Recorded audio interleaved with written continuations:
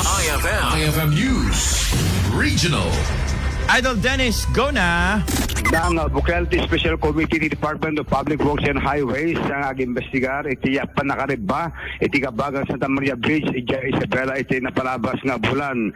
Special Order number 35 na betsani di March 17 ket napublikar iti DPWH Secretary Manuel Bunuan para pelang iti panag-investigar da iti napasamak nga rangtay na amuan nga iti membro ti komite ket ni Assistant Secretary Michael Villafrancia, Director Alex Bote, ken Planning Services Director Grihilla Tumaluan Ali, ken iti Legal Service.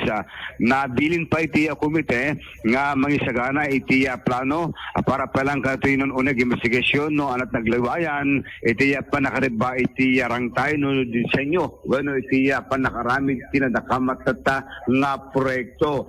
Mang Rugi iti panag-investigar aging gana iti reto umeng April 25 sabi kastagat mai pakamon di makanyang iti pagtungpalan iti reto nga investigasyon tamarog yung dumeten iti panakatarimana weno panakasukat na.